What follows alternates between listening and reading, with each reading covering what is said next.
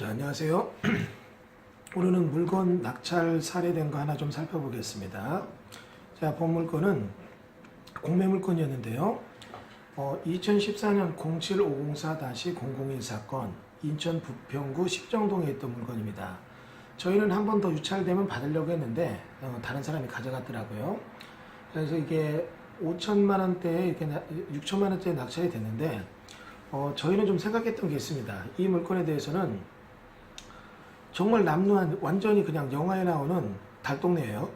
이제 부평구 십정동 가면 유명한데 주변은 이제 뭐 법원도 들어오고 아시안게임 경기장 뭐 이런 거 들어오기 시작하면서 많이 개발의 그런 호재는 있었지만 이 동네는 너무 주거환경이 안 좋으니까 주거환경 개선 사업을 하려고 하는 지역이죠. 여러분 이제 자료 사진 몇 개 띄웠는데 이 중에 토지용객 확인을 보세요. 토지용을 보면 번지수가 인천시 부평구 십정동에 있는 201-80번지입니다. 경매 나왔을 때 3종 일반 주거지역 일정 지구 단위기 돼 있는데 지금은 많이 바뀌었어요. 여기 이제 완충 녹지도 지정되고 돼 있는데 보시는 바와 같이 정비구역의 10정 2구역 주거환경 개선 사업이라고 되어 있죠.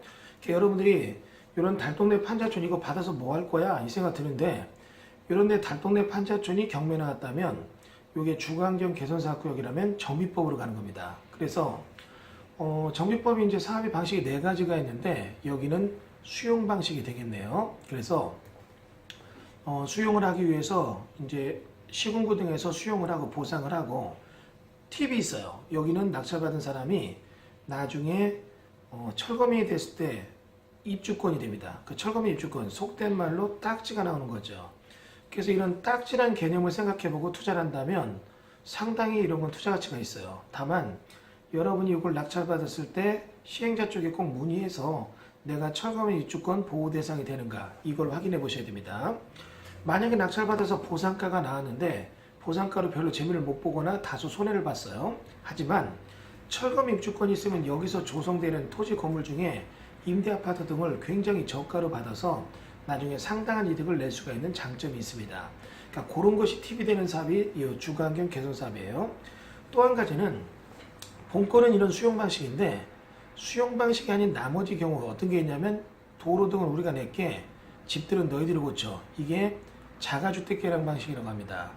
주로 수원시 이제 성남구나 중원구에 있는 그런 주거환경 개선 사업이 그런 쪽을 많이 선택하고 있는데요. 그쪽은 달동네 판자촌이 경사가지다 보니까 그렇게 많이 되는 거고 여기 같이 십정동 같이 외곽지가 딱 몰려서 달동네가 형성되는데 여기는 거의 평지예요. 그래서 저가의 땅에 사람들이 막 그냥 무허가 건물 짓고 살다 보니까 이를 구제하기 위한 양성화가 된 주택들이 있는 지역들 저소득 주민이 많은데 주거환경은 도로도 되게 안 좋아요. 나중에 여러분 한번 보세요. 전기수도 가스도 제대로 공급이 안 됩니다. 이런 데다가 주거환경을 개선하는 사업이 지금 있는 정비사업 중에 주거환경 개선 사업이 되죠. 이런 주거환경 개선 사업의 물건을 보면 여러분이 일단 여러 개가 있어요. 환지 방식, 환권 방식, 자가주택계량 방식, 그 다음에 여기 나오는 수용 철거 방식. 이제 네 가지가 있는데 이 네 가지를 다 설명드리지 못하지만 본건은 수용 철거 방식입니다. 아직까지 2018년도까지 수용은 아직 안 되고 있지만 워낙 낙후 지역이고 안전사고의 붕괴 위험 등이 있어서 LH 등에서 이제 수용에 대한 걸 서두르고 있는 지역인데 여기는 보상가를 받는 사람도 있지만 플러스 팁, 좀 더 막강한 권리의 환가성이 있는 게 뭐냐? 여기 있는 사람에게는 철거민 딱지를 준다는 거.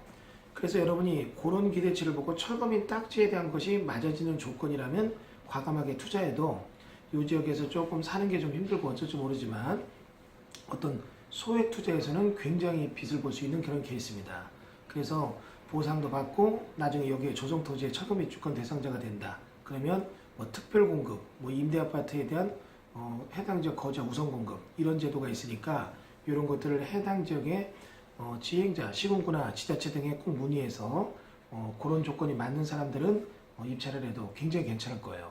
제가 동영상에 이 얘기를 띄우는 이유는 현재 문재인 정부가 도시 재생 사업을 하게 되면 재생 사업에서 가장 기능적 역할을 많이 하는 게 이런 주거환경 개선 사업일 겁니다.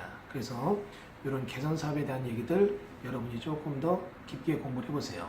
자세한 얘기는 별도의 동영상 외에 여러분이 어떤 학원 강의 또는 동영상 강의 또는 우리 본사에서 시행하는 교육 등을 들어보시면 도움이 많이 되실 걸로 보입니다. 자, 감사합니다.